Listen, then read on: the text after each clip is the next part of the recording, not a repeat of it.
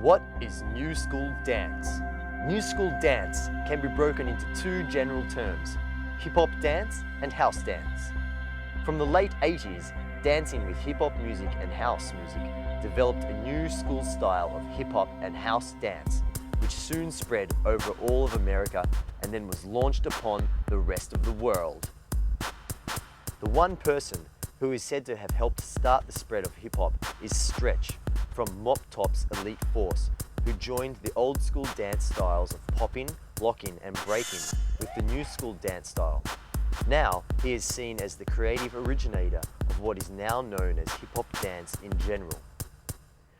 Eric B. and Rakim, Michael Jackson, Diana Ross and Mariah Carey are just some other top artists who have used hip-hop dance in their music video releases. They all continue to have an influence on the world scene, also helping to create new moves. To continue, the one man who helped establish the street dance scene of house dance was Khalif. He was a member of Mop Top's Dance Fusion and witnessed the early times of hip-hop. He is seen as a big representative for hip-hop culture as a whole. In the 90s, Shishi Peniston was the first to use house dance, and from then on saw many other artists using the dance in their music videos. It started in America, and with the help of these people, spread to Asia and Europe through workshops, and they are still helping house dance to expand. Another original member of Mop Top's Elite Force, Link, had a strong helping in seeing new school dance spread throughout the world. Other top artists like Michael Jackson, Mariah Carey and Will Smith have used it numerous times in their music videos. Now it is being used in showcases and workshops around the world, keeping its vitality in high action. These people, because they are the originators, need to be recognized. That is why we are going to make the history of the new school clear for you. People want to know their history. You know, you can't know where you're going until you know where you've come from.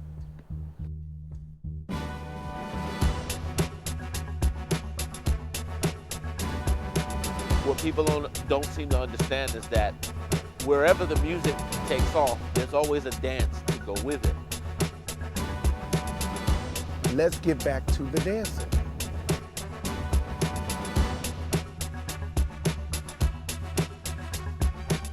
People really want to learn, you know, what the dance is, what the vocabulary is, what the culture behind it is. And that's a resurgence in the new school across the board.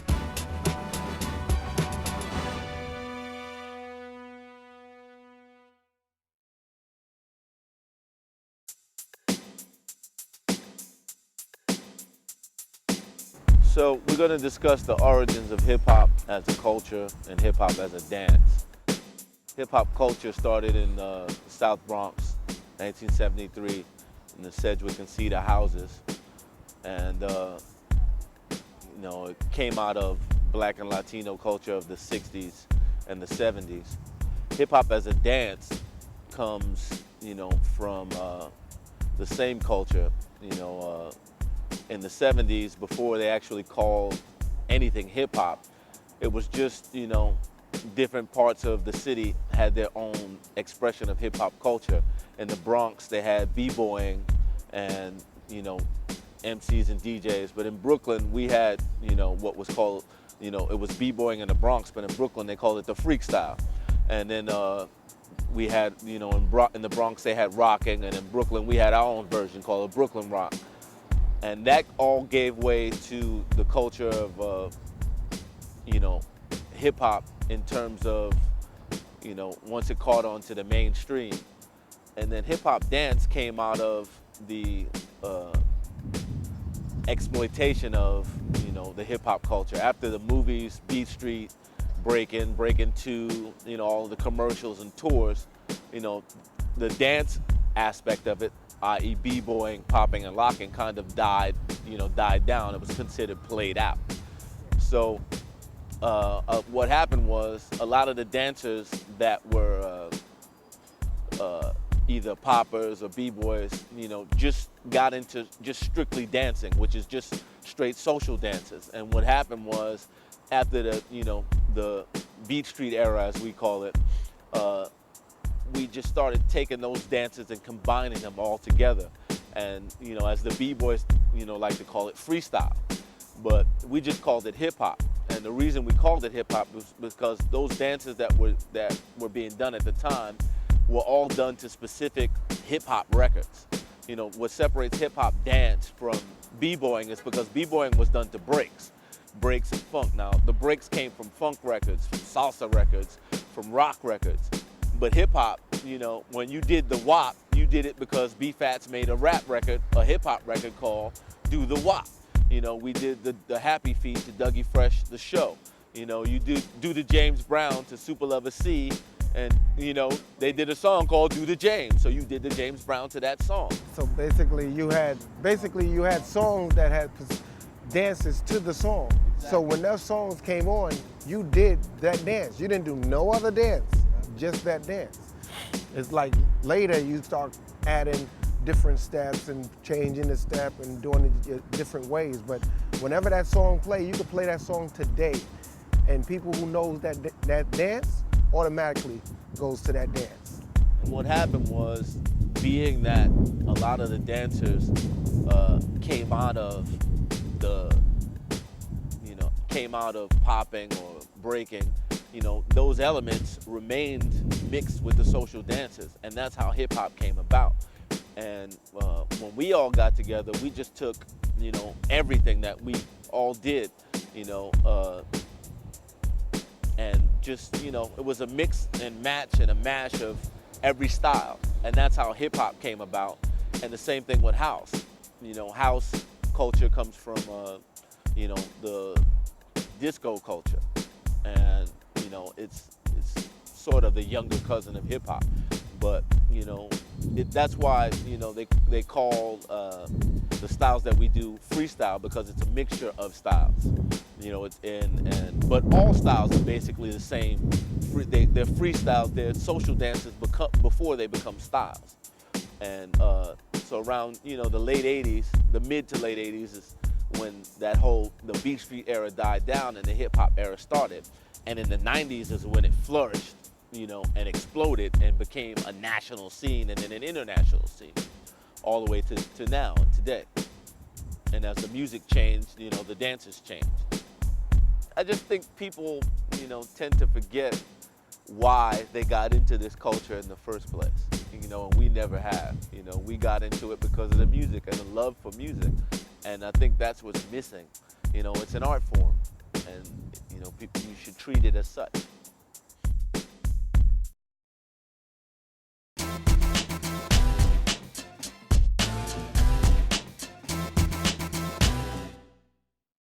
What's up, y'all? Buddha Stretch, Elite Force Crew, Mop Top. What's up, Link, Elite Force Crew, Mop Top.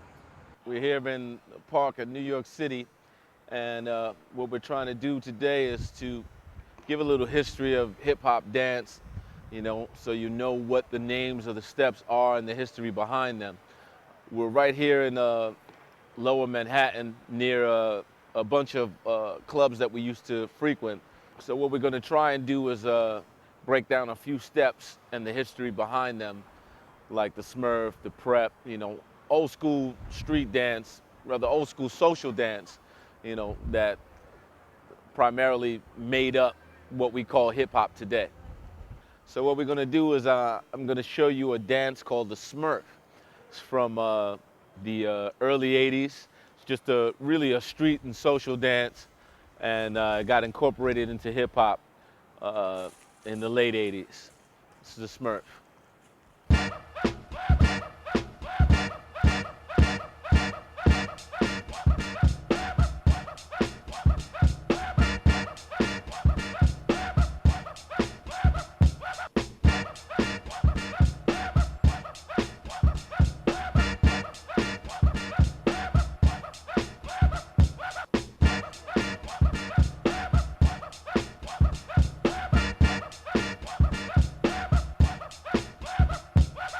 The Smurf, yo. What's up, y'all? This is Link from Elite Force. What I'm about to show y'all is a dance from the mid-80s, and this dance is called the Prep.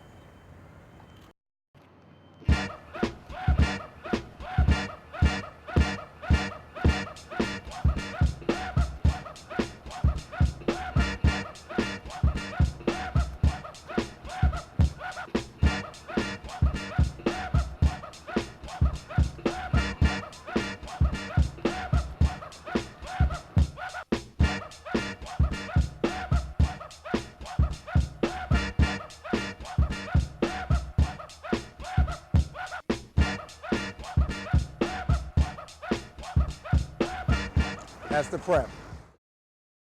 What's up, y'all? So this next dance is called a Reebok, named after the Reebok shoe because it was popular at the time and everybody wore them and came up with a dance and named it after the shoe.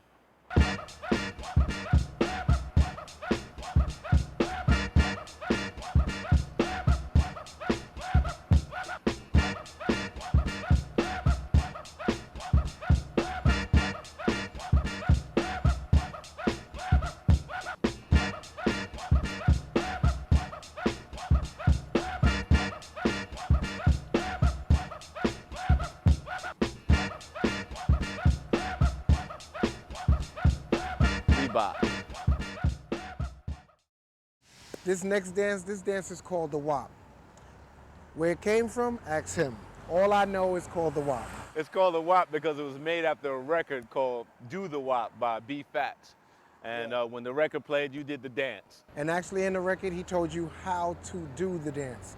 That was like what a lot of dances, they told you how to do it.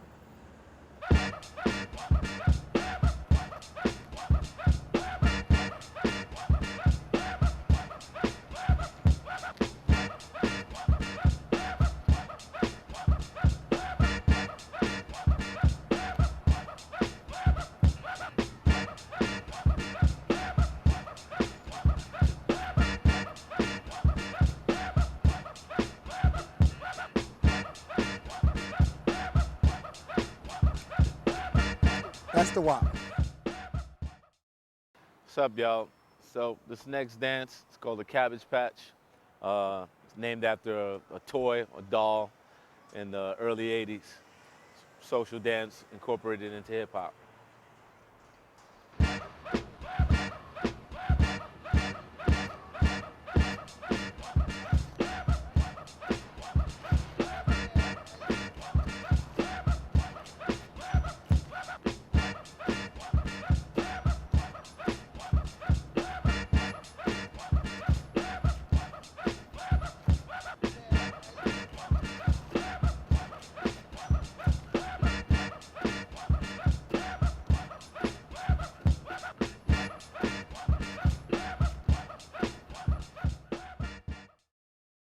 What's up, y'all? Back again. This next dance is called the Happy Feet.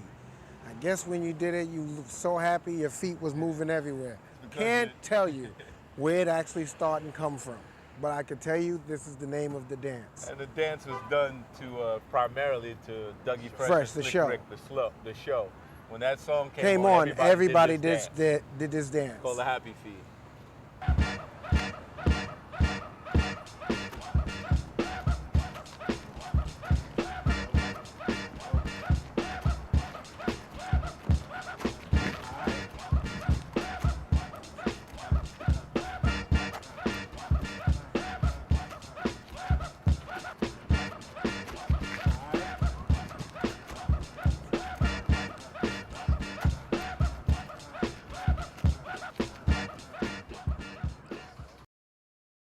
Last dance is called a Fila, and in Brooklyn they call it the Rambo because a lot of people got robbed to this song, and the chant of "Go Rambo." When you heard that, you knew something bad was going to happen. So it's originally called a Fila, but some places they call it the Rambo because Brooklyn was in the house.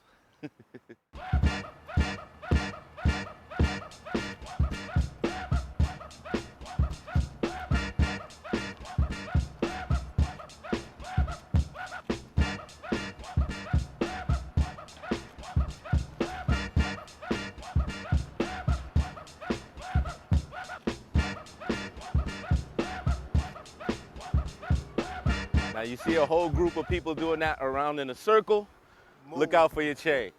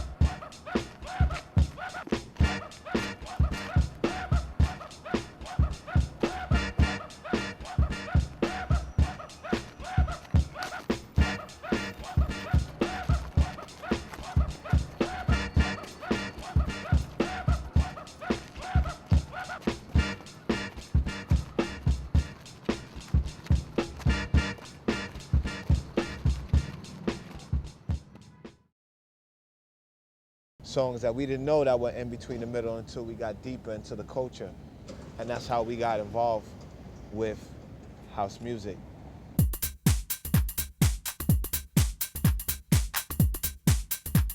Well, the way I got introduced to house music was a good friend of mine and Link's out in Canarsie. His name was Buddy.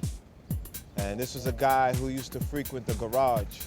And he used to play music, a DJ at the house parties that we used to have at the house. Now, when I say the house parties, I mean not the house music that you know. This was a party in our apartments. We'd clear all the furniture out in the living room and throw a party. Like, oh, Friday night, we're having a party at my house. So everybody would come. And what he would do is he would sneak the house music in with a lot of disco. He would play some disco music. He would play the popular hip hop and reggae. And then he would sneak the house music in. And that's how we got introduced to it. Because we were already open off of songs that were kind of like borderline. Songs that we didn't know that were in between the middle until we got deeper into the culture, you know, the music. And then that's when we wanted to hear more of that music, and that's how we got involved with house music. When did it start?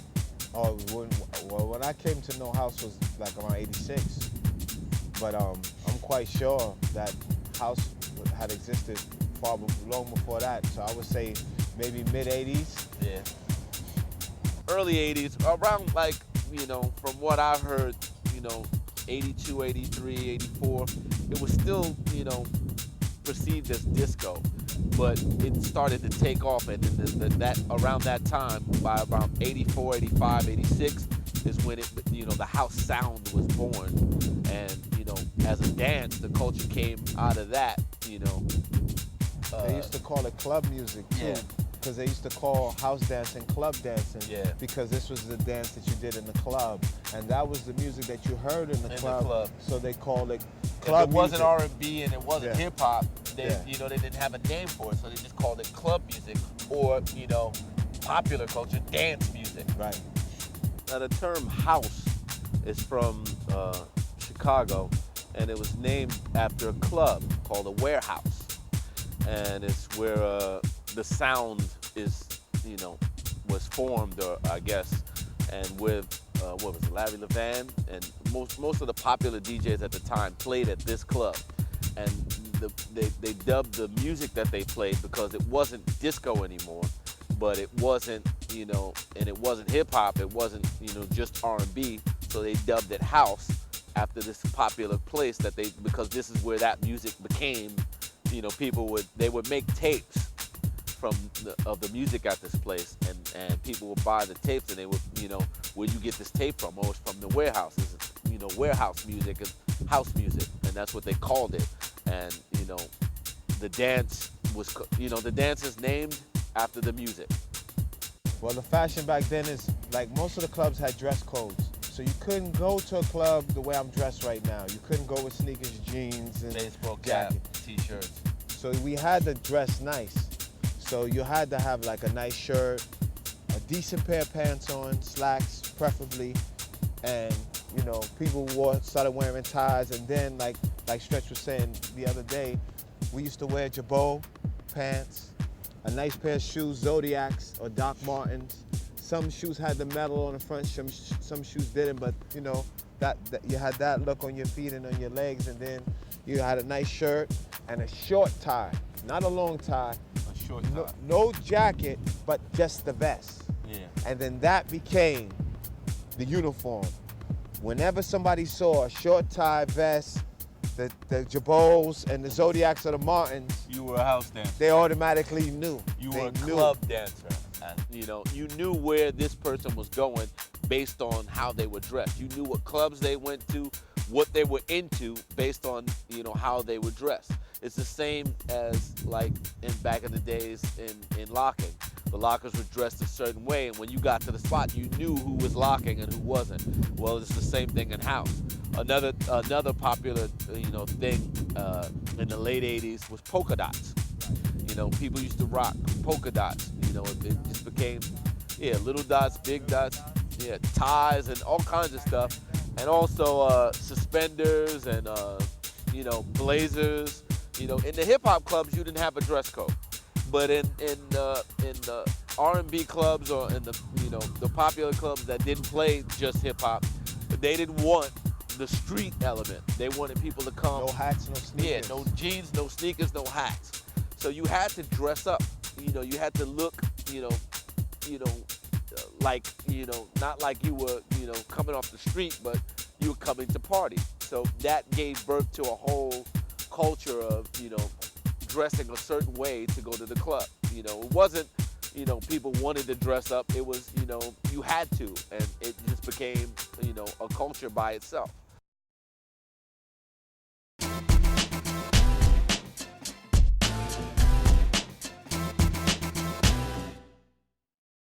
Yo, what's up? We're here now, and we're going to talk about old school house. And what we're going to demonstrate today is some of the steps in house, the names of the steps and how they're done. The late 80s all the way through the 90s to now. So we're taking you from Studio 54 when Larry Levan left the garage and moved to Studio 54, and one of the steps that they were doing around that time. So we're gonna go into that and then work our way on to something else, right? Yeah. And some of the clubs, you gotta understand that here in New York City, a lot of the clubs that played hip hop also played house, just on different nights. Like Studio 54 had, house was on Thursday, right? Yeah. They had hip hop on Wednesday. So, a lot of these clubs, also like Nels played house and they played hip hop. The Red Zone had a hip hop night and a house night. And a lot of the dancers migrated from hip hop into house. Also because house was a lot less dangerous. Right. And they closed down a lot of the house clubs, hip hop clubs anyway. So Yeah. A lot of the hip hop heads became house heads because there was no place to go. So right now we're going to demonstrate some of the steps, and one of the first steps I'm going to show is called stomping.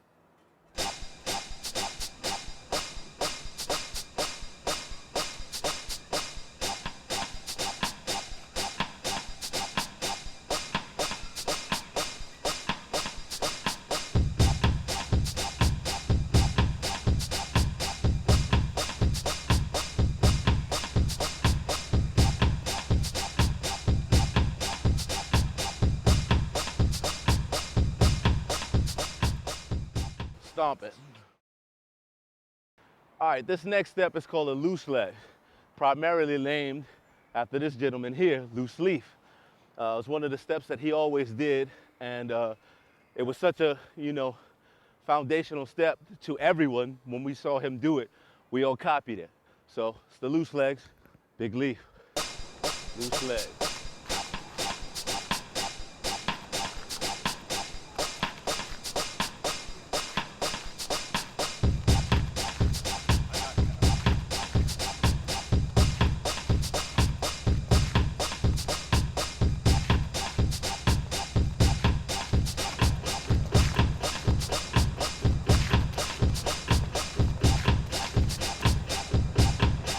Loose leg. The next step that I'm gonna do for you is called the train, which is a variation from the skate.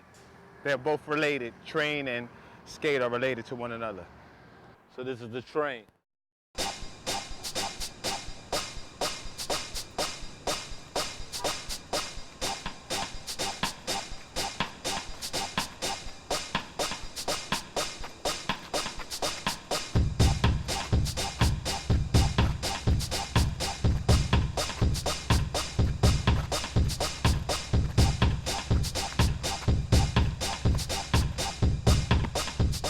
Trains. Next step is called the farmer, and Khalif is going to explain where the name comes from. Well, actually, the name was something that we had as Dance Fusion. We had a meeting in 2000, and we decided to call the step the farmer. The origin of the step is from Africa. It's originally an African step, but we've adopted it in-house, and we call it the farmer.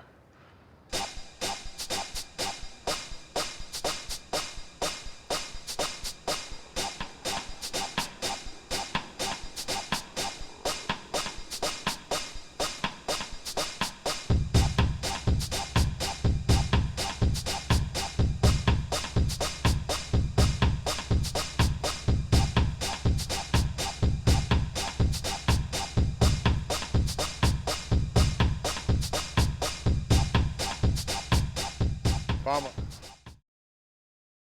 The next step that I'm about to do for you is called the swirl.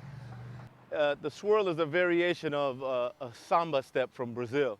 It's fairly similar, and you'll see how it's merged into house. This is the swirl.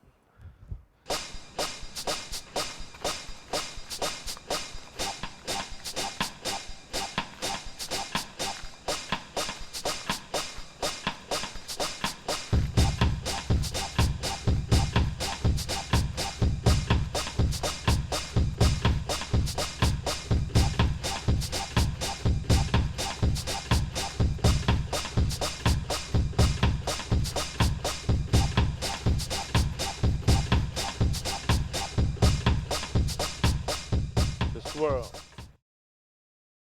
So this last step is called a Jack in the Box. It's originally a step created by Khalif's brother Ramir and Which Way Shah. Which way? Just playing around in the club, and we all watched them and followed, and and later on it was called a Jack in the Box. So this is what it is.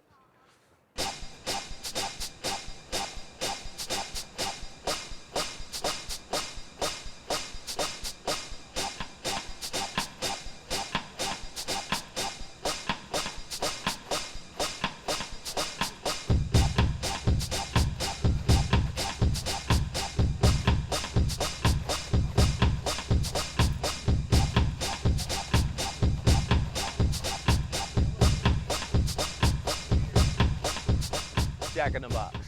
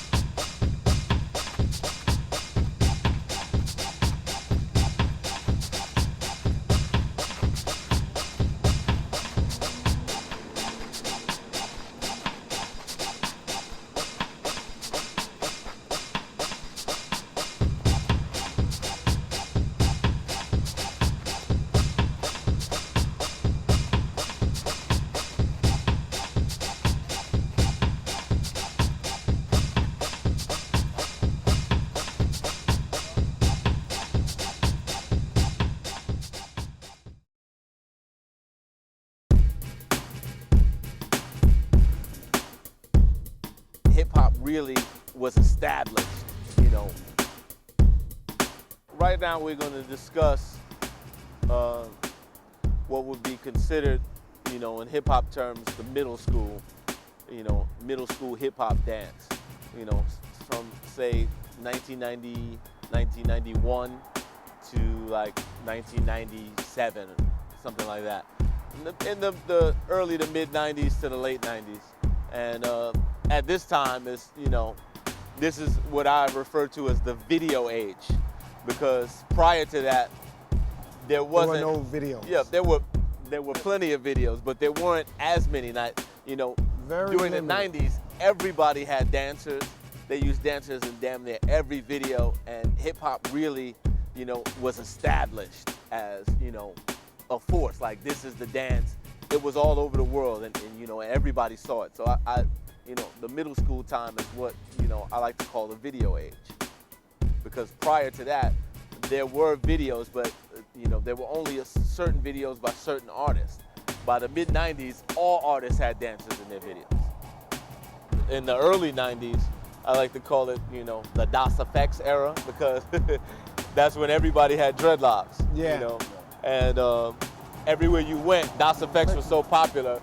If you had locks, they would be like, they Das EFX. They straight from the underground, blah, blah, blah. Milli Vanilli. Well, Milli Vanilli is prior to that, but, I like to think of around that time as the Timberland age. It's when everybody Everybody started wore rocking Timberlands. Timbs. You know, prior to that, you know, only Timberlands. some folks, you know, wore Timbs, but everybody started Everybody rocking wore Timbs. Tim's, and then- cross colors, Yeah. Carl Carl Canal. Canal. Timbs and a hoodie. Yeah, hoodies, hoodie. sweatshirts were big. Sweatshirts and baseball caps. You had the hoodie over with the cap. Your Sweatshirt. pants hang Yeah. low. Your Timbs on. Carhartt jackets. Carhartt. TLC You know. made a song, right? Hat Yeah. to the back. Hat to the back. Hat to the back. Pants Yeah. down low. Oh, polo was in, you know, for forever. Forever. Polo's really Polo old and school. Guess? 80s. Polo and Yeah. Guess? Yeah, that's the from the 80s. That's from the 80s, but they still And it maintain. resurfaced in like 90, 91, Also, 92. yeah, that's the this era, the middle school era is the Tommy Hilfiger era. Yeah. Right. Because that's when Tommy Hilfiger took off. That's Yeah. right. Without, you know, that time, you know, that's the era where Ralph Lauren gave way to Tommy Hilfiger. Right. Prior to that, it was low. Yeah. In the 90s, it became Tommy Tommy Hilfiger. Hilfiger. You had the, you know, everybody had the backpacks, you had the jeans, You the had- jackets, the bubble Yeah. vest. You know, You it had was- something, and Every- if you ain't have Tommy, you had Helly Hansen. yeah. Yeah. You The ski wear was, you know, huge at that time. Spider. Yeah, Helly you know, Hansen, Spider. We was wearing stuff that you wouldn't think they would wear Yeah. as a regular dress code, like a regular clothes. Some they wearing only on slopes and skiing. Yeah. We was wearing to the club, North Face. Yep. That's when, you know, the East Coast, that whole dressing style is all East all Coast. New York. It's all East Coast, and you can see that it spread from New York all the way down Atlanta, everywhere. And it was, you know, when you dressed like that, you knew you were from the East Coast, because the West Coast, you know, they dressed completely different. You know, they didn't dress, they had the khakis, Yeah. the chucks and all that. We didn't rock any of that then. So, you know, that was, you know, the real, you know, underground, straight street head. You knew this is a hip hop cat. And that's when, you know, mainstream America really, you know, wanted to be down with OPP and all of that. Yeah.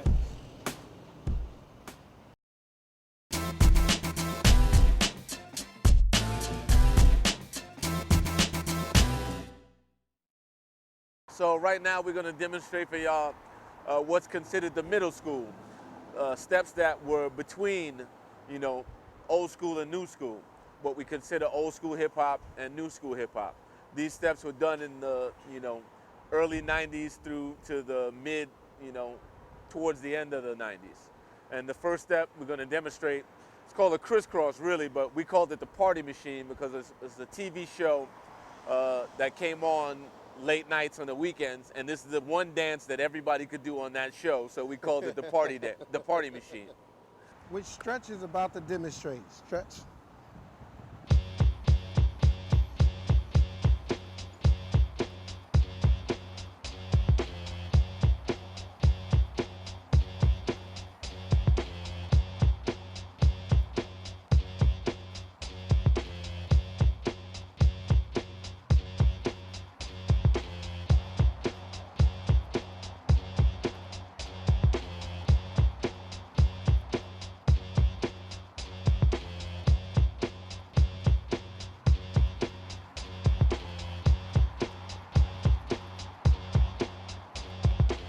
Party Machine.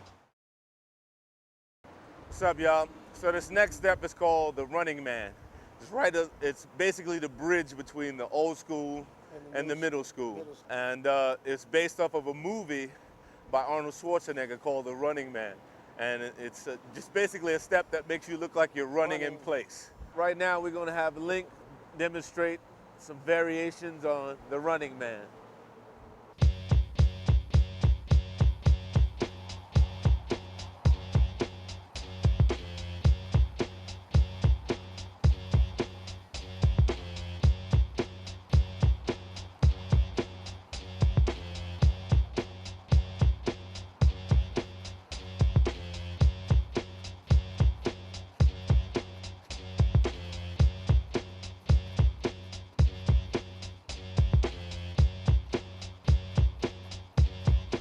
And that's the Running Man.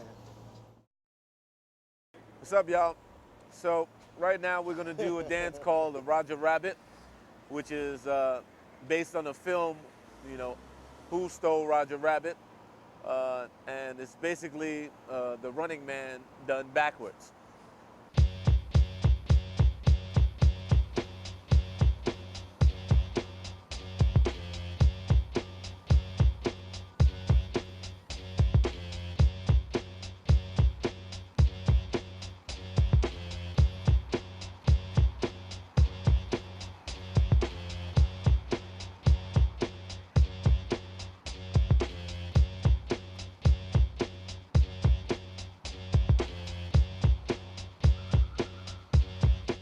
And we done.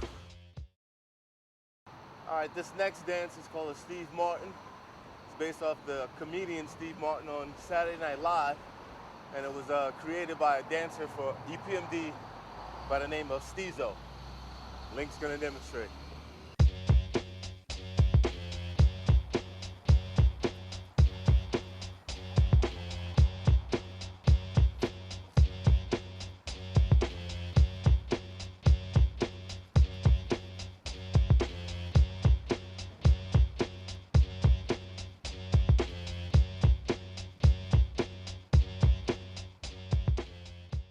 Steve Martin. Yeah. So right now we're gonna do a dance called the Bart Simpson. It's from ATL, it's Atlanta, and it's based on the character Bart Simpson, the Bartman.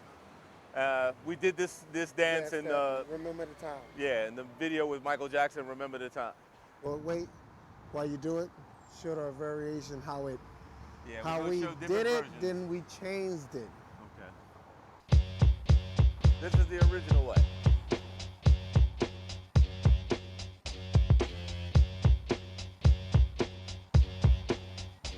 This is how we did it.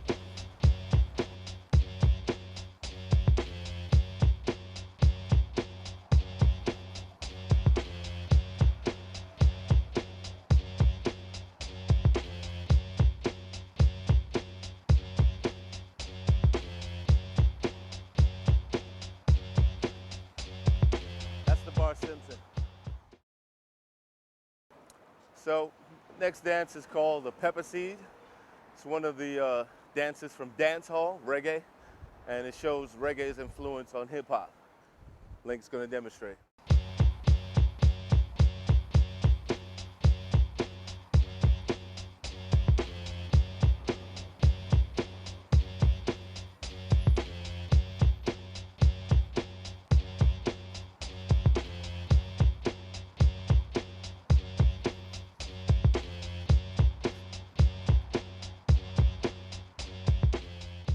Pepper Seed. So this next dance originally didn't have a name. It was a dance that I made up mixing the Steve Martin with the crisscross or the party machine. And we called it the BK Bounce because we're all from Brooklyn and we put it on the map. So I'm gonna demonstrate it for you now.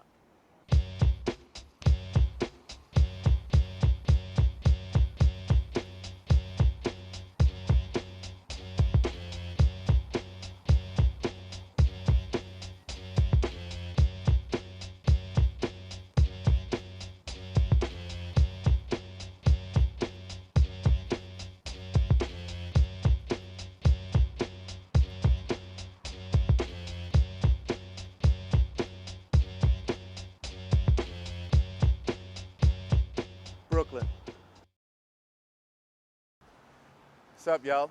So this next dance is another dance from dance hall and reggae. It's called the Butterfly, straight out of Jamaica, and again shows reggae's influence on hip hop. We're gonna demonstrate together.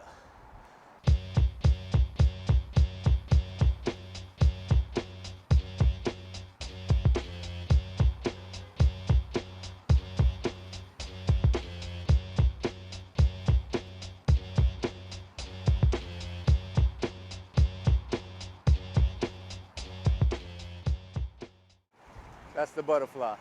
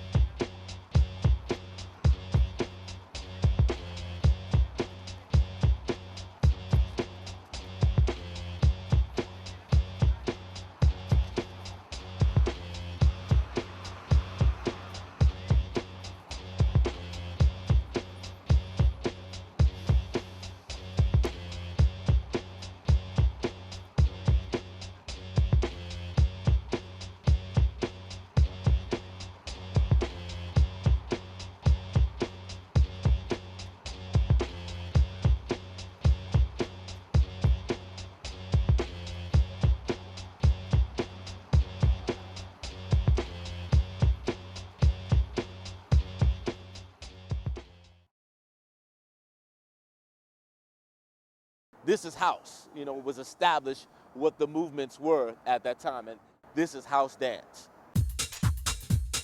Right now we're gonna speak on, you know, house dancing from the 90s, which in hip hop would be called a middle school. Or actually at that time, the music was kind of changing because at first in the 80s you had a lot of music that was coming from Chicago. You know, that's where it started, Chicago and in Detroit. But a lot of producers from New York as well as New Jersey started to become more popular. You know, like Junior Vasquez, he had a song out that was pretty hot at the time. And then you had a bunch of people like Camacho and just to name a few, Jovan, that, well, he's from Brooklyn, Jovan is from Brooklyn, but you know, Camacho's from Jersey. They were really, really making a lot of good music. And so we had like a lot of East Coast flavor going on here. And that's the thing that kind of changed from the 80s as opposed to now. More producers were coming from this city and they were really representing.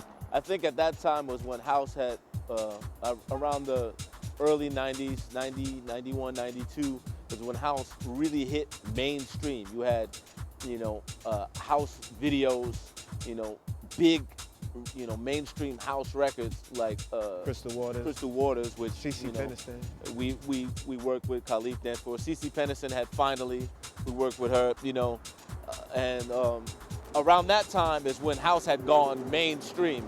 You know, it was across the board, across America, and it was, you know, people in Middle America knew, they called it dance music, but they knew what it was, you know, and then that's when the steps kind of like came into, you know, their own. Like this was it, you know, specific steps were considered house. Yep. You know, it wasn't, you know, no longer, oh, this is part of hip hop or blah, blah, blah, from this is from that. This is house. You know, Yeah. It was established what the movements were at that time. And in the 90s is where the movements were established that this is house dance.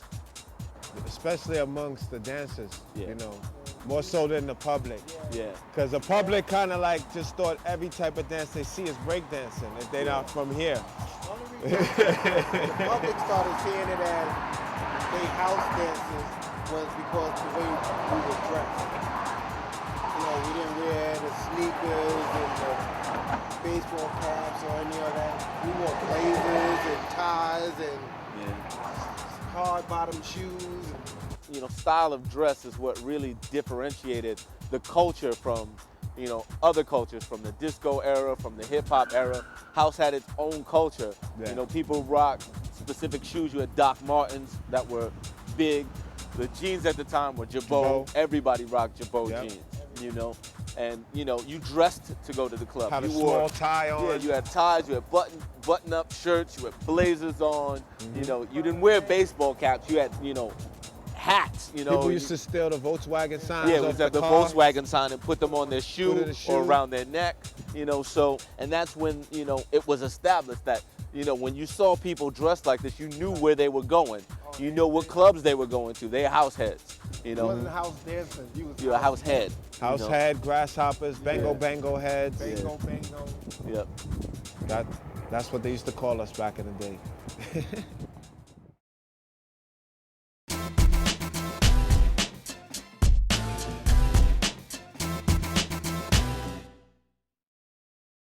What's up, y'all?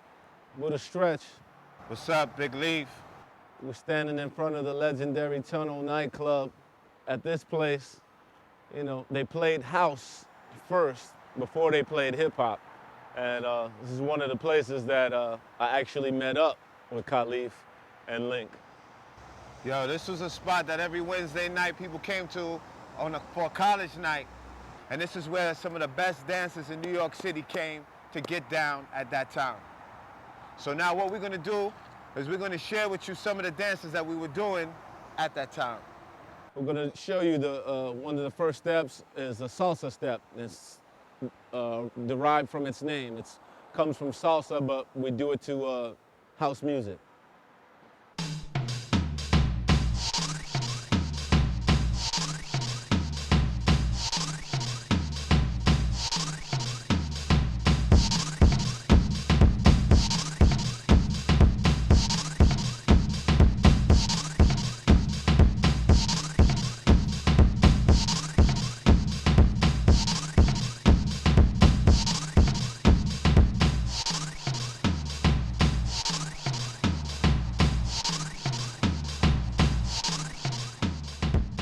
salsa.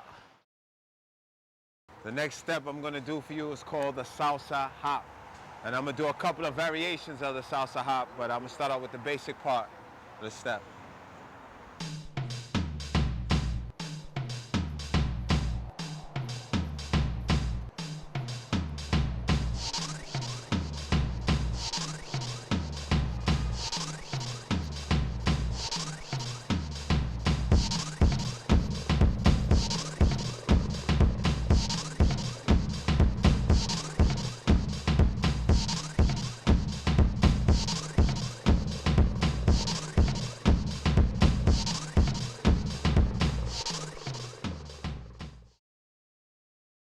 All right, this next step is a dance we call the sidewalk.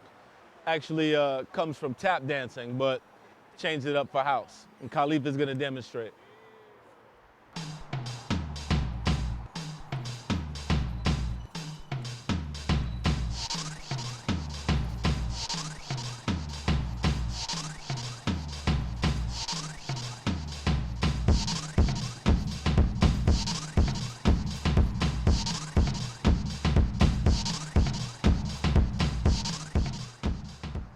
This dance that we did, it was called a sidewalk. I'll explain this because it's like you're walking to your side with a kick. It's from tap, and called it the sidewalk because you're moving in different directions, you know, side to side. The next step is a variation of the sidewalk, which is what we call the crosswalk. You cross in front and not behind, and I'm gonna demonstrate. Take it away. So the sidewalk is here. Crosswalk is in front.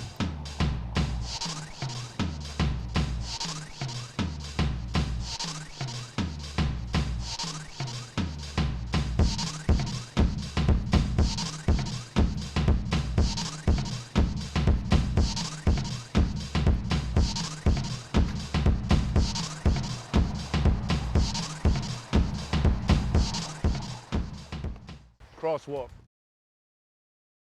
All right, this next step, It's called the crossroads. it's a traveling step. It's similar to what they do in top rock and b-boy and in jazz, pas de bourrée across the floor. So Khalif is gonna demonstrate that for you.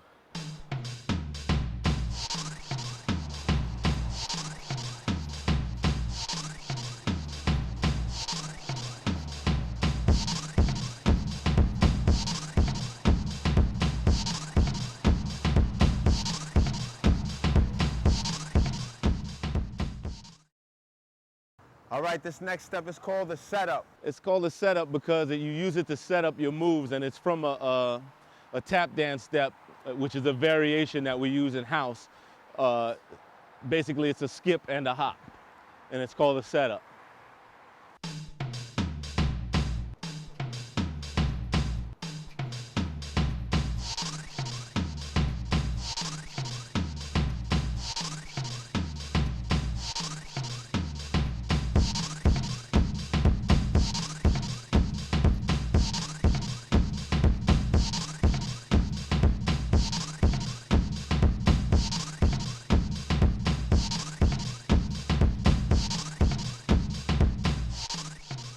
Setup.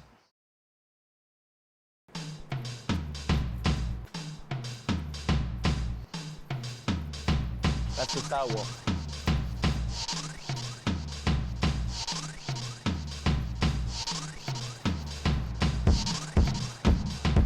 Crossroads.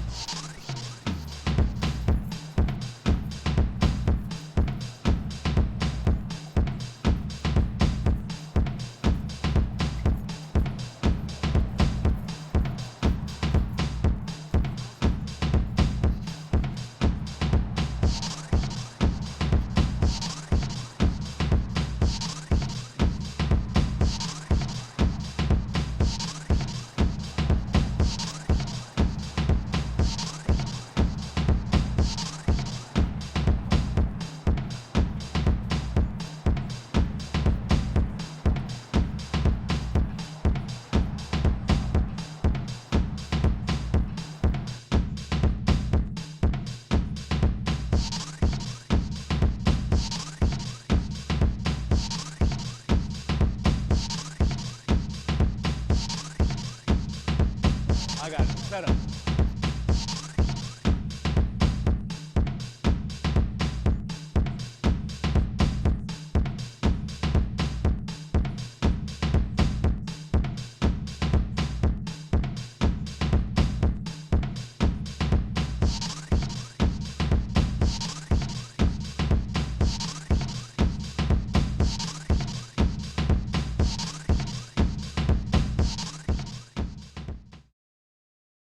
We're dancers.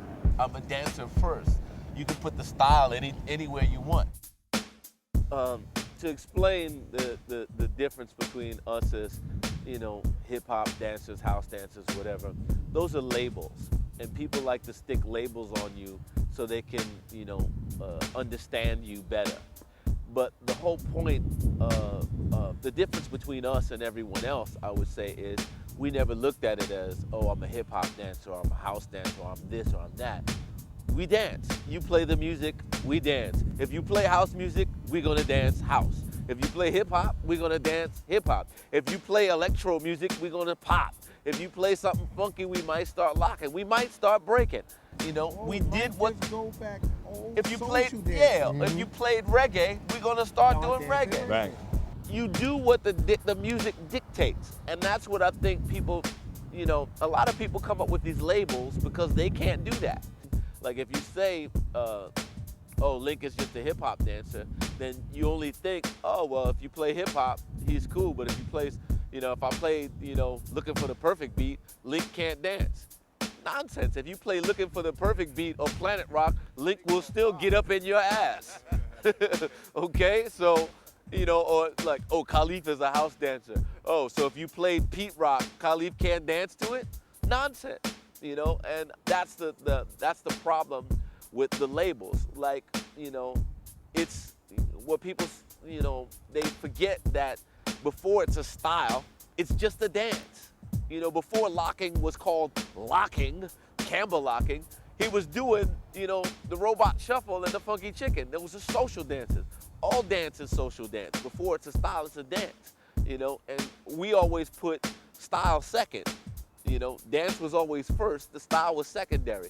And a lot of that had to do also with in the house culture. When I got into it and I met up with them, we were always deemed as hip hop dancers. Those guys, they're not house, they're hip hop. Yeah, but get in the circle with me and then tell me what I'm doing. And a lot of those people that were, oh, they're hip hop, they don't dance anymore. We're dancers.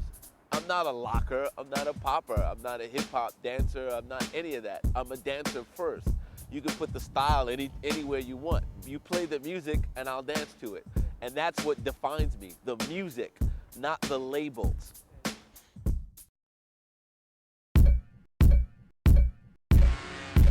Well, I would say the new school era starts at the turn of the century, really. Right now, over the last, I'd say, 6-7 years, hip hop has branched out and become, it's been a, multinational phenomenon. But the music, at one point, New York was the center of the universe for hip hop. And then that shifted to, to the West Coast. They had their moment. Well, now it's the South's moment. And all of the South, that music is hip hop music. What people don't seem to understand is that wherever the music takes off, there's always a dance to go with it. And most of the new school dances have come out of the South because that's where the music is. That's the most popular music. And whenever there's a popular music, there's going to be a dance to go with it. Exactly. Because music and dance are yin and yang. And each region has their own kind of music. Case in point, New York has our hip hop. Atlanta has their sound and their dances to go with it. Houston has their sound and dances to go with it. The Bay Area has their own thing, so yeah, Chicago has their thing. So, it's hip hop because of the music and the culture, but each place has their own thing, what they call it. Like in Chicago, they have their, footworking and their music, is juking. And then in Memphis, they have a different style of juking. And then in Atlanta, they have, their dances. in the Bay Area, they have what's called turfing or hyphy, and if you look at it, it looks similar to, it's just basically hip hop, but it's just their way of doing it. In South Central, that's where crumping comes from. What do the crumpers dance to? Hip hop, and the movements are all similar, but for each region has their own sound and their own, mini culture, but the culture of as a whole is still hip hop. That's what, is considered the new school now, because, each place puts their own stamp on it and brings their own, It's that actually, thing to it. it's like in a good way, because actually it's almost going back to what we said in the old school. When you heard a song, you knew the dance. Exactly. Because now it's more like artists is making songs with dances. Yeah, they're making a dance to go with it. Case in point, Soulja Boy. Yeah. The reason that record took off is because he of had the a dance to go called with the the Soulja record. Boy. And he filmed his own video and put it on YouTube to go with the song, and the song took off because everybody did the dance. And and same thing Soulja with Boy, the chicken noodle soup. Chicken Noodle Soup, Walk It Out. Yeah. Everything is coming back to what Missy started saying first to all entertainers. Let's get back to the dancing. What she said to, on her song, enough with all that other stuff. Let's get back to the dancing and partying. Yeah. The reason why this. we do And, hip hop. The new school is just, if they're taking it back to how it was done before. You had specific songs that had specific dances. Well, now you still have specific songs that have specific dances to go with them. And that's what keeps the culture alive and keeps it popular and keeps it moving, and keeps the creativity and the culture alive. And that's what makes it fun. It's always, for me, it's really fascinating to see a new dance and have to learn that dance. When I first saw the Harlem Shake, I saw my nephew do it. And I was amazed, like, what is this? Like, when I saw the videos, I was like, But when I saw my nephew actually rock it, I was like, now this is nuts. The dance, what saves the dance is the kids. The kids, they take a dance and they show you how to do it. And you really see the essence of the dance because they really feel the music. If you really want to see what hip hop is supposed to look like or the feeling of it, just play the music and watch the kids dance. And that's where the inspiration comes from.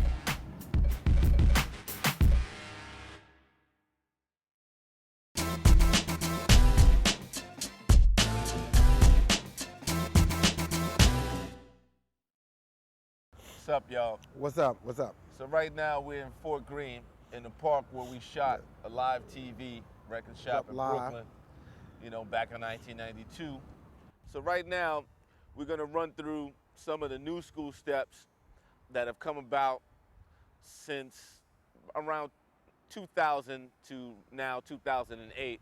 A lot of the hip hop steps are not from New York. They're steps that come from other cities in America that had hip hop, their own hip hop culture that have been adapted, across the board. So one of the first steps is called the Monastery. From St. Louis. From St. Louis. It's named after a club called the Monastery. And a girl in the club is who made up the dance. The guys were imitating her, and then the dance took off and everybody started doing the dance. Lincoln's gonna demonstrate.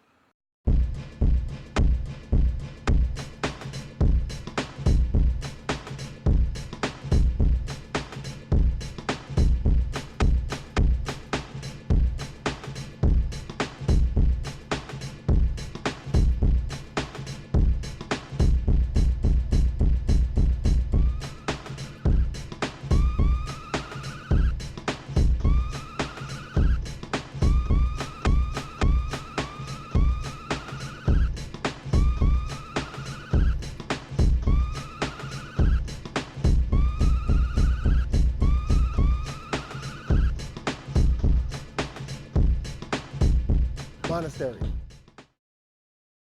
All right, this next dance is a gangster's dance. Gangster. Meaning real gangsters, Crips. Meaning don't do this dance in LA, some parts of Brooklyn, some parts of New York, because they don't take it as a dance. Now first off, it's called a C walk. The C is for the word Crip. Crip is a gang started in the 70s in Los Angeles, opposite of the Bloods. And the C-Walk is the Crips dance. It's the dance that represents the gang and, you know, the culture surrounding the gang. Not only that, you know, God rest the dead, peace to Skeeter Rabbit, who told me this dance was a setup dance when they were about to fight or after they finished fighting. So do not do this dance in certain places because you might be the dance. So I'm going to demonstrate in memory of Skeeter Rabbit, the C-Walk.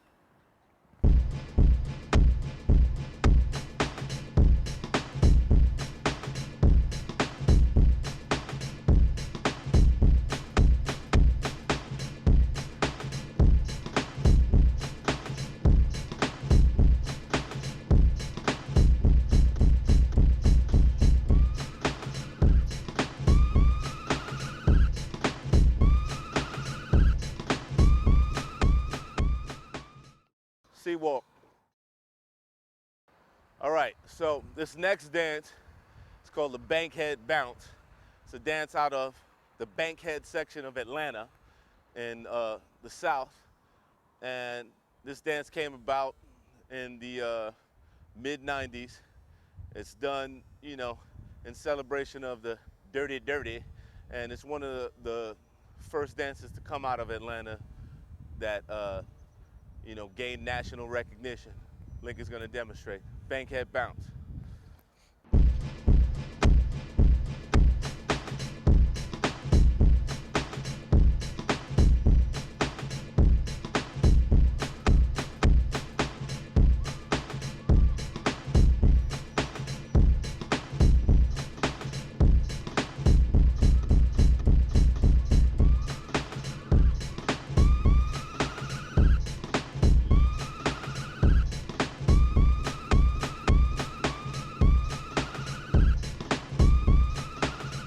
Bankhead Bounce. All right, this next dance is one of the newest dances from the Dirty South called the Walk It Out. And I'm gonna demonstrate.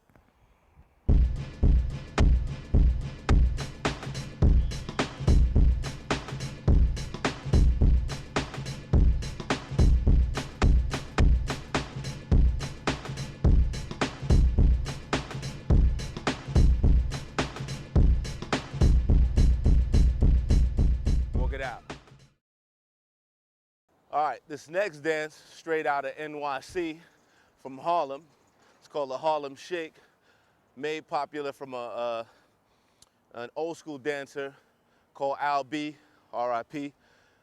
He did a dance called the Al B, and the Harlem Shake came out of that dance. And Link is gonna demonstrate. Harlem Shake.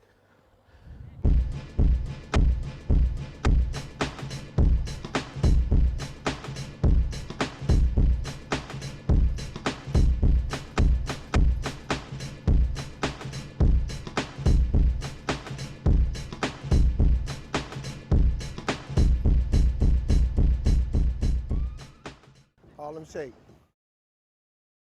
All right, this next dance is called the ATL Stomp, straight out of Hotlanta.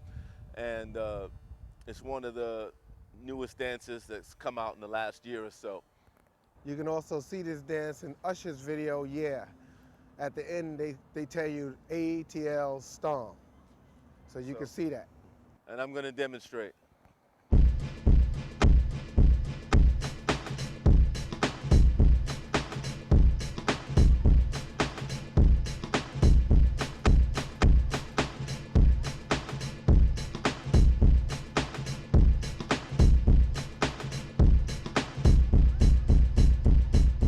ATL Stomp. All right, this next and last dance is from New York City, again from Harlem. It's called the Tone Wop. It's a dance coming out of Harlem over the last couple of years, and it's gained national recognition. You can see Chris Brown do it in the running video, and we both are going to demonstrate.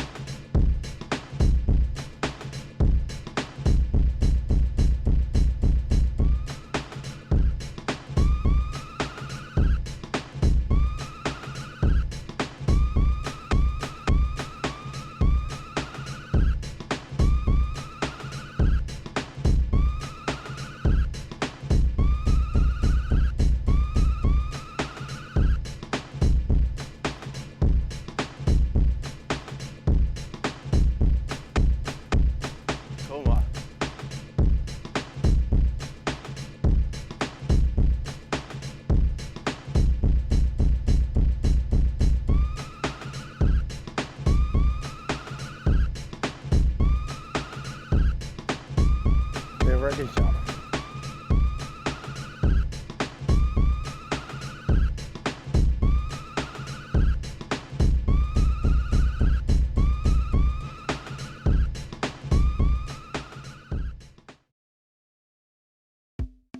What the culture behind it is. And, that's a resurgence in the new school across the board. We're gonna talk about 2000 to now. And what happened with 2000, well, I would say like from 99, the late 90s, house had a decline. It wasn't as popular. It wasn't as popular in Asia. It wasn't as popular in America. And there was just like, it was dance fusion. Most of the people from Fusion, we were the ones still carrying the torch, pushing it, still trying to teach it. A lot of teaching was done in Asia, but still it was kind of dying out. What went on here was Tony McGregor, Which Way Sha started to jack. And when they started to jack, because jacking was something that wasn't done back in the days, this was something that they started in 2000. Jacking, the term jacking means fucking in the club. That's from Chicago, that's just a Chicago term. But they took that term, being Sha, Which Way Sha, and Tony McGregor, and also Brian Green. And what they did with that is they came up, Developed a motion. with a motion, a movement. Now, how it was explained to me with this movement, and this is important, was that they were trying to figure out how can we teach people who don't listen to the music and people who aren't on beat, how can we get them to understand the feeling of the dance? So they came up with that movement, but with that movement, a very important thing happened. It became popular. People all over wanted to become a part of house because the people who did hip hop, they kind of saw a similar movement in what they were doing, and that's how they were able to make the crossover. Like we say, we're all dancers, but then there's certain movements like the Roger Rabbit, like the crisscross, that skate, that crossover from dance to dance. So that was a movement that people who mostly listen to hip hop could really vibe with. And like I say, it became popular. So that for us, it kind of changed the dance. So we had to adapt with the times, where we were doing mostly footwork. Now we added mixed a little bit of jack, what we call jack, into the dance. And that changed the dance from what you see now. I don't know, now it's prevalent, it's everywhere, And so I think that's a good thing for me, because more people are interested in the dance. And now we can kind of guide them, because now once they've learned that, now they want to go back and learn about the foundation. Just to pick up on what he was saying, I think the dances are tied to the music. The decline of house music also led with the decline of the dance, because a lot of people weren't listening to house, like it was in the early 90s, in the late 90s. I think turn of the century, house picked up in Europe and in America with a different sound, a mixture of electronica and a more tribal sound, drum, and then what they call the broken beats. A lot of house picked up because they started doing what was called broken beats. Now that whole broken beat culture came about, alongside the whole jack thing. So you had jacking and the broken beat, and when you brought that together, the culture came back full throttle. That and the techie music, producers like Theo Parrish from out of Detroit. Yeah, with that whole, a lot of them love. That electronic sound, that's what brought house as a music back, and then the dance came back with it, on top of that. So what happens now is people, they look at what they see as house now, and they see similarities to other dances, other styles, and then that's, to get people to get into something, you got to give them a point of reference. So a lot of people's point of reference in house is through hip hop. For b-boys, it's through breaking. Alongside of, the resurgence of house, where a lot of b-boys were going to the house clubs in the mid to late 90s. a lot of b-boys got into house because they wanted to learn, you know, the tops. You know, the top rock and house, you know, was so, you know, it appealed to b-boys because they wanted to learn how to get, you know, how to dance. You know, and a lot of the b-boys, the younger b-boys, I'll use, you know, like Breaks Crew and Step Fiends as an example. Those are two crews out of New York. They had a lot of b-boys and that got into house and started mixing the tops and the steps of house with their breaking. And so one in particular, Shan S, who always, he was a b-boy first, you know, he took, you know, the b-boy that he knew and mixed it with his house also and took house to another level. And that led a lot of other people to, you know, do the same. And this was all around the same time, the late 90s into the turn of the century. So a lot of factors contributed to what, you know, you see as a new school house resurgence.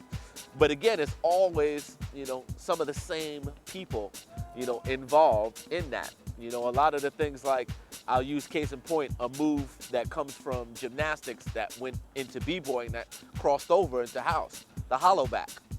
You know, the first time that, you know, cats saw a hollow back was B-Boy Float. We were doing a video for Mariah, Fantasy, and Float, a lot of people don't know this, but Float was in that video. And what happened was Float was doing all kinds of hollow backs. Ejo is who saw the hollow backs that Float were doing, and Float showed him, and Ejo got into it immediately and started rocking the hollow backs. You know, and then other cats seeing Ejo do that, you know, started, and that's how, you know, that came into house alongside of the same thing with like capoeira. You know, when b-boys saw a lot of the capoeira moves, you know, they saw the similarities. Well, house dancers saw a lot of the similarities in the jinga, you know, in house, you know, and so each style influences the other. You know, when you go back to that whole labeling thing, you can't label a person, you know, as something unless you know what that is. If you label, you know, somebody a hip-hop dancer, you have to actually know what hip-hop dance is. If you label somebody a house dancer, you know, you got to know what house is. House has its own vocabulary and culture. You know, a lot of misconceptions have happened over the years here in America, you know, turn of the century again, where a lot of guys dancing to house music in the club and are called house dancers, but they're not doing the dance that we're doing. You know, and that's another thing that had to be corrected. You know, I've seen videos on YouTube of cats, oh, he's house dancing, blah, blah, blah, and I look at that and they're just jumping around. And I'm like, that's not house. Not house. House has a culture, it has vocabulary, you know, it's the same thing. You wouldn't see it, you know, you don't call somebody that does this a popper just because they did a wave, you know. So, you know, that's another thing that's going on in the culture now. People really want to learn what, you know, what the dance is, what the vocabulary is, what the culture behind it is. And, you know, that's a resurgence in the new school across the board, not just in house, but, you know, in b-boying and popping and everything. People want to know their history. You know, you can't know where you're going until you know where you've come from.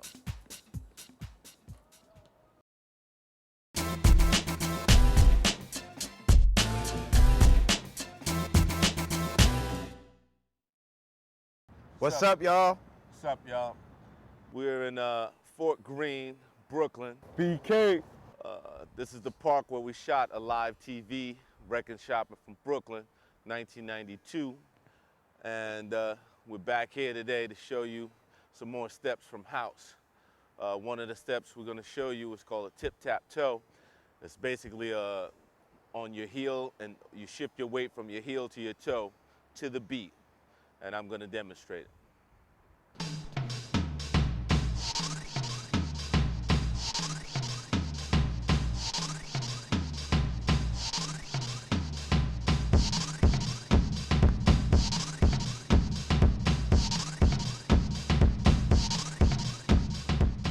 Tip-tap-toe. This next step, It's called the scribble foot.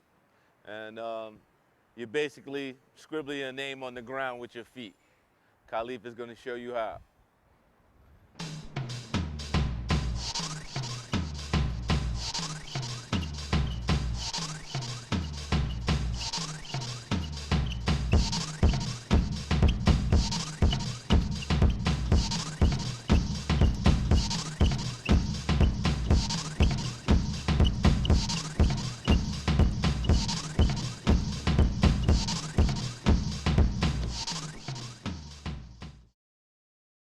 All right, so right now we're gonna do one of the steps that crossed over from hip hop. In hip hop, we kind of called it the party machine or the crisscross. And for house, we call it the crisscross. And it's a little bit different in house because of the tempo of the music. And Khalif is gonna demonstrate.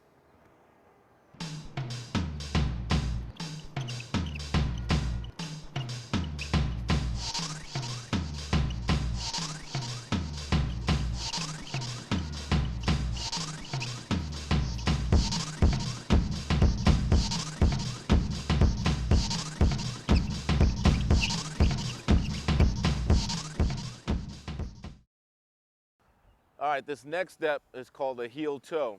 It's originally a dance from reggae that crossed over through hip hop into house.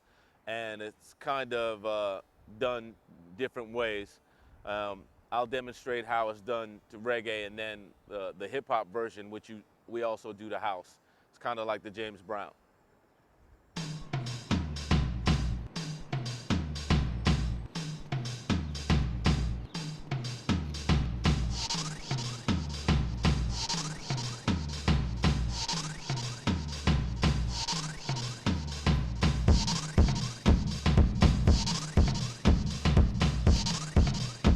Heel toe.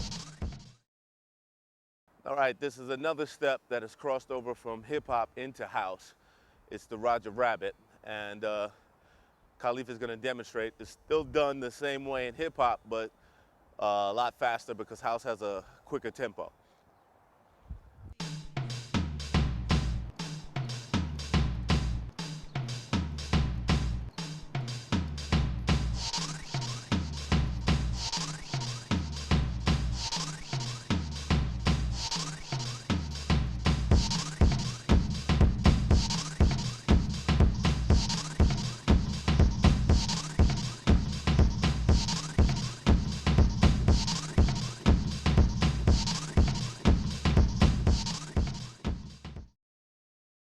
All right, this next dance is called a skate. Yet another dance that crossed over from hip hop into house. It's an old school social dance. You mimic skating in a roller rink, but without skates. It's called a skate, and I'll demonstrate.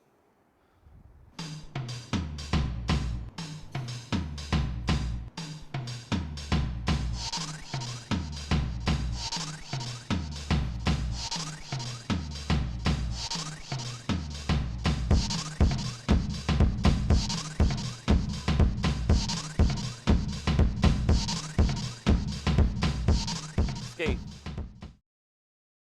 All right, this next step is called a dolphin. It's from original house dance style called lofting, which is basically a sister of b-boying. As b-boying went with breaks, lofting went with disco, which gave way to house.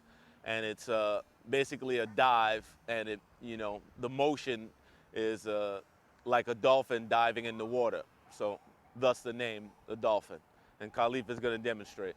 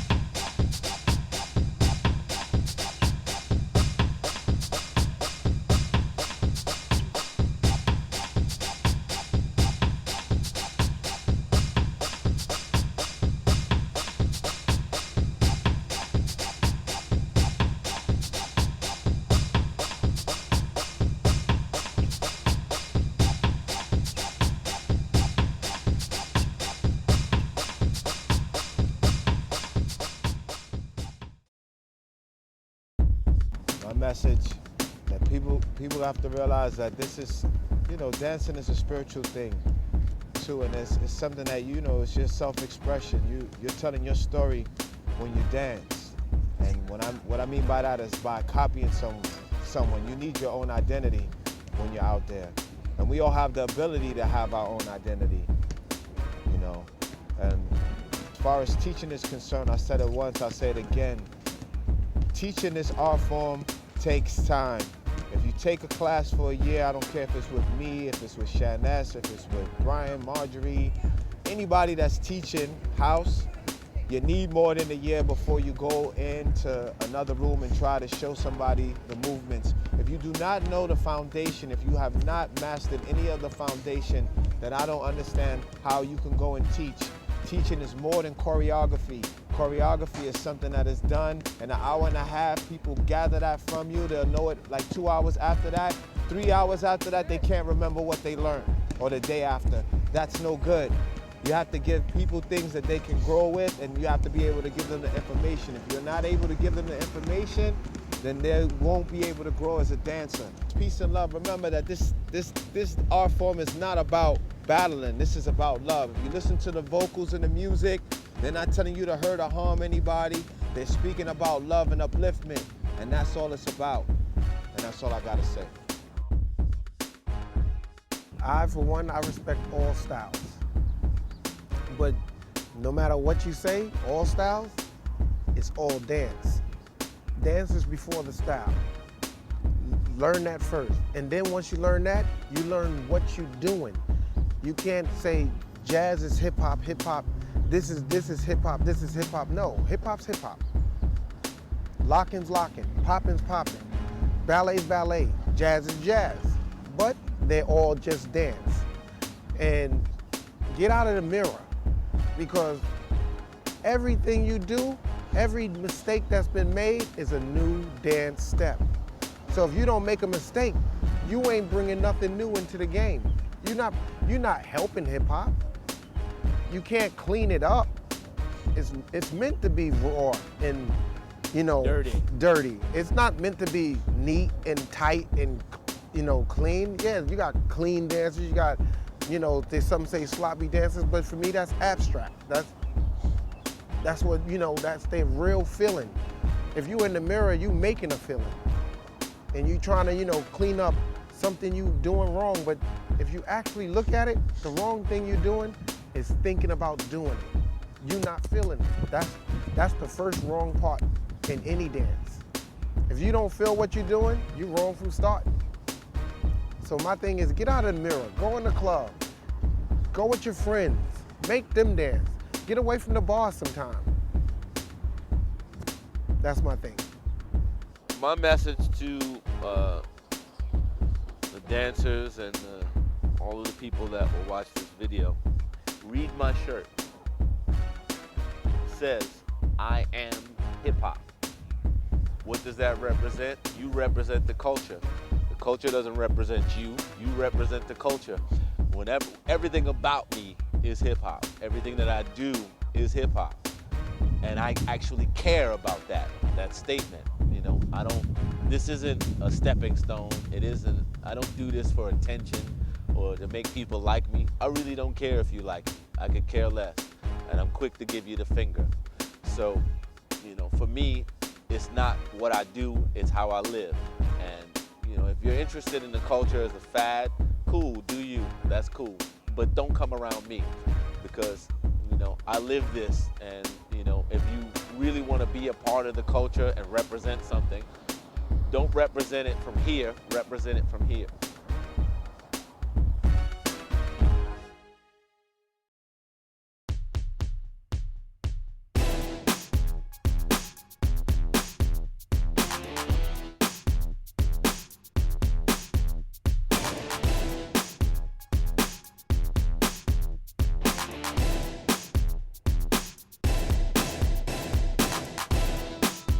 Go, everybody, Tootsie Roll!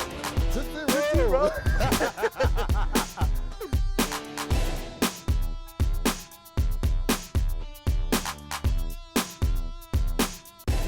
Take it away, Hank.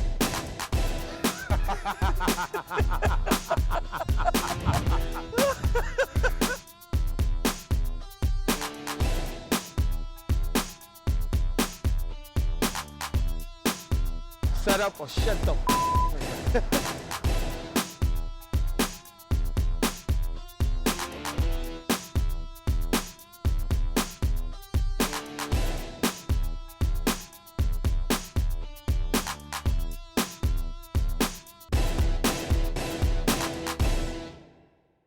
Dance for the music, to the music, and because of the music.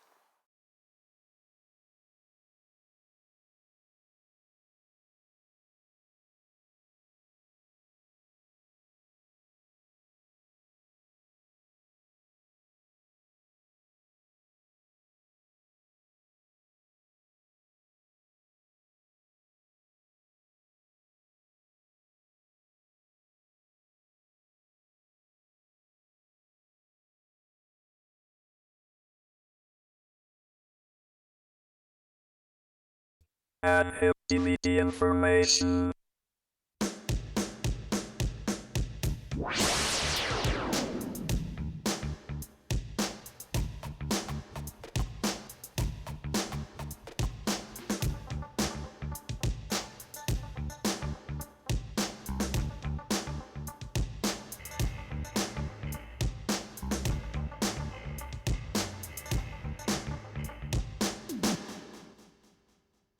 Show them why we give ourselves 5, because we know that we bad. The 5.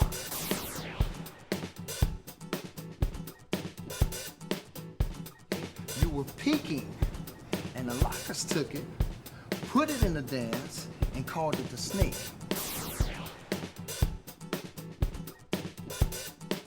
The reason why they call it CC's, back in the day, Legs was in a crew called Crazy Commandos. People have known it as windmills, but it's called continuous backspin. Or we refer to now as Boog style. But it was created by Boogaloo Sam, my brother, in 1976. It was basically from the waist down, but also up. Beat came up when 80, like around 80, 81.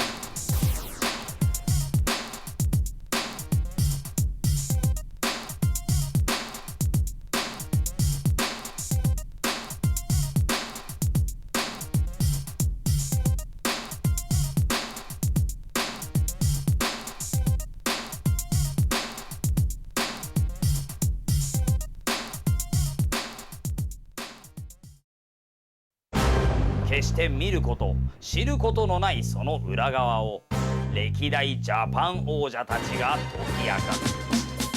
ヒストリー・オブ・ジャパン・ダンス・ディライト 15th Anniversary。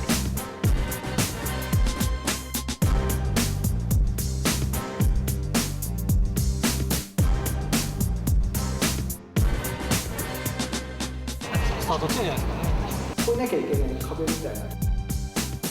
女の子だけでも絶対負けたくないっていう野望がでかくなったそっからさらに自分たちの居場所をなんか見つけられる。熱くなる、ぶつかり合う。目指した人だけが取れるっていう。誰が勝つかほんまに分かれへん。経験っていうのがダンサーとしての職業の可能性っていうもの希望が見えました。明るい未来が見えました。今始まりやったよなみたいな。